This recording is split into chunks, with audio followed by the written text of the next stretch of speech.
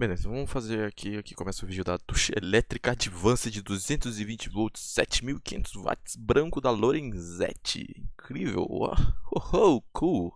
Tá, vamos começar aqui sobre esse vídeo explicando a física da ducha elétrica. Fundamentação, transformação de energia. O chuveiro ele é alimentado através da energia que é providenciada da concessionária elétrica da região que a pessoa vive, né? Então, onde ela vive, a concessionária vai trazer essa energia até a casa dela. Na casa dela, essa energia de corrente alternada, ela vai vinda de alguma forma de geração de energia, ela vai ir até o equipamento, né? Se você instalou direitinho ali, bonitinho, pirulito pão doce, vai ir até o equipamento, que no caso aqui é o chuveiro, e nesse chuveiro vai acontecer uma transformação de energia, que vai ser a seguinte: a energia, os elétrons, eles vão passar pela resistência do chuveiro, e nessa resistência, devido à composição dela, né, as características do material da resistência, quando esses elétrons passarem por ela, eles vão se chocar com os átomos da resistência e vão gerar calor. O resultante dessa equaçãozinha aí, né, a energia elétrica mais resistência do chuveiro, vai ser calor. Esse calor vai entrar em contato com a água e papum, a água vai ficar quente e vai esquentar o seu chuveirinho, o seu banhozinho bonito, tu vai estar quentinho, top.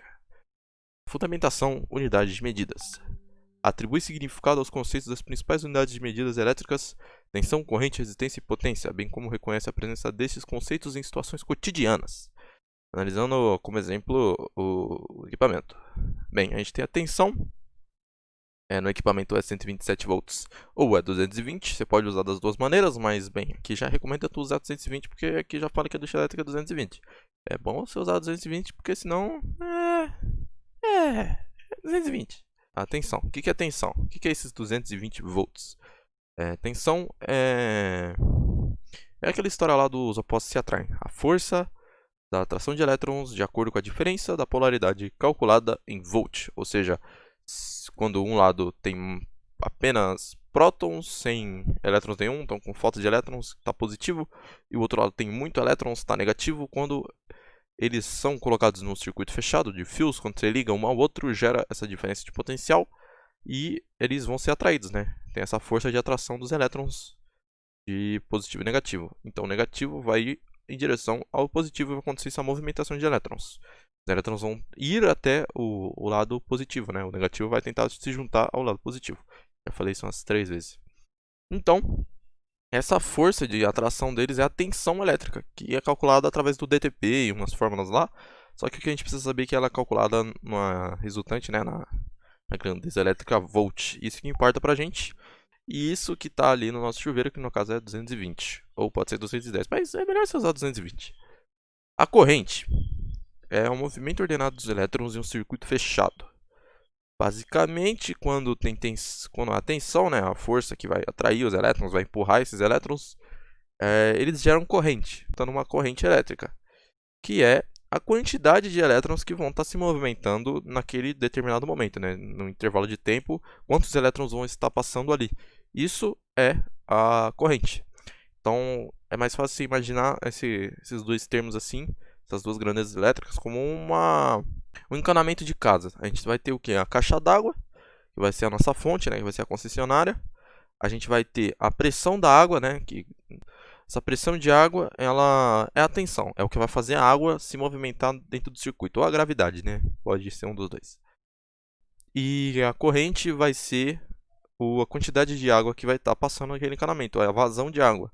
Ou seja, a gente pode ter uma pressão muito alta, só que só sai um pouquinho de água, um pouquinho.